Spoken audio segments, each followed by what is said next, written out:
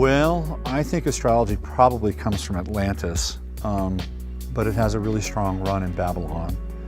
And of course, Egypt with Ptolemy, he's the father of Western astrology.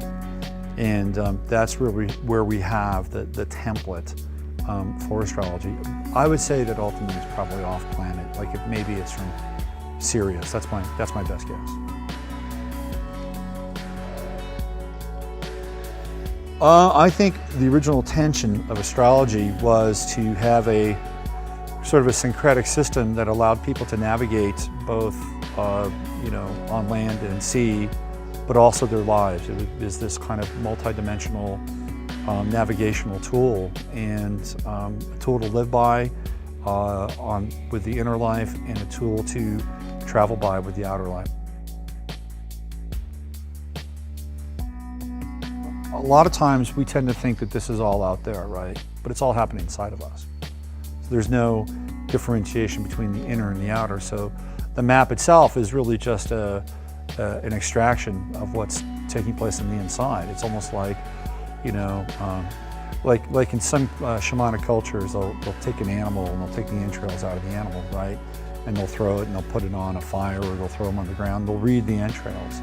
Well, astrology is kind of like that, but without the blood. We're reading sort of the psychic entrails of what's happening in time and space within the individual. So, it's theoretically not happening out there, but it's happening in here. We're using the map to get inside of the body, mind, spirit. People focus on their sun signs because that's what they know. And it's kind of a very superficial rendering of astrology. In most astrology columns, if you go to read, one of the famous astrologers, Sidney Omar, whatever, they generally tend to look at the sun sign and they put it on the rising angle of the chart, and then they look at everything else. So it's important to at least know your rising sign or ascendant. And then once you know your rising sign and ascendant, and then you know your sun sign, generally at that point people want to know more about astrology anyway. And then they find out, well, I'm really two signs. Well, you're more than two signs. You're a number of signs, and you're a number of signs through time, and you're always changing through transits and progressions. And so it can get pretty complex, but I just think that most people have a cursory knowledge, and they say, well, I'm a Virgo or I'm a Gemini, and this is what I'm supposed to be like. And I find that most people are generally pretty curious and want to know more.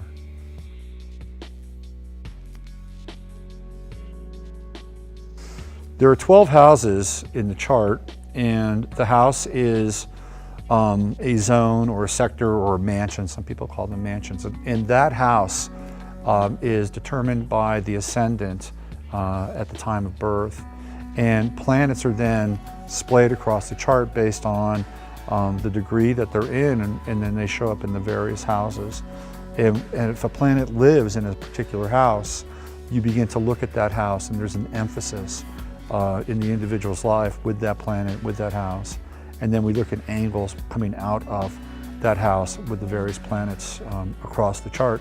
So the house is like a temporary home in this lifetime for a particular planet in your life at the time of your birth. The anaretic degree, I happen to be born on September 22nd, which is the 29th degree of Virgo, and that's the 29th degree is an anaretic. It's called the anaretic degree, and it's the last degree of the sign, and that's when the energy of the sign is almost spent itself. It's like, it's almost done. And if you're born with an anaretic degree, you think you're almost done with the sign. You're over it. It's like, I came into this lifetime. It's like, I'm over being a Virgo. I'm ready to move on, right? But unfortunately, what happens is that you have to really focus on that degree even more than, say, if it was at 12 degrees or 3 degrees. You have a lesson to finish with that degree and that sign. And until you really bear down and do it, you don't really get to graduate, I suppose, out of that sign or out of this lifetime. And the challenge with the 29th degree is that people tend to have lots of hard stops and starts in their lives, beginnings and endings, lots of endings. And one of the characteristics of the 29th degree is that people can get really ramped up with plans, and then at the last moment they can change their mind That's also another not so great signifier, the 29th degree. So the lesson here is to stick to something, to work through something, and to finish something, whether it's that degree, that sign, that project, that relationship, whatever that thing is. It's essentially a sign to hang in there and complete. That's the 29th degree.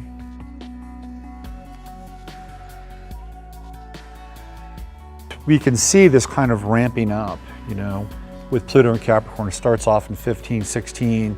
We see the rise of the states of Europe. They're going around the world. They're colonizing, quote unquote, all these countries.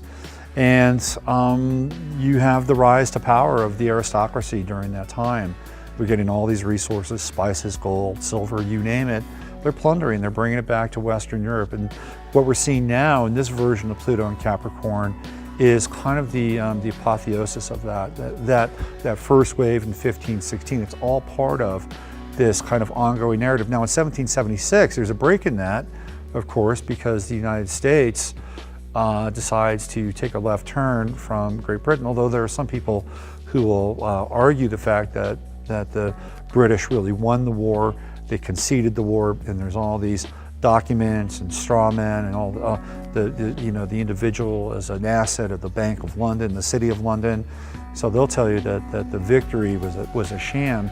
But whether it's a sham or not, we can certainly see that there was a battle fought, there was a conflict, and at least in terms of the history pages we've all become accustomed to, there's a break in that narrative. And here we are again, Pluto and Capricorn, and we're sort of staring down what seems to be sort of the synthesis of what happened during the early 1500s and during the 1770s.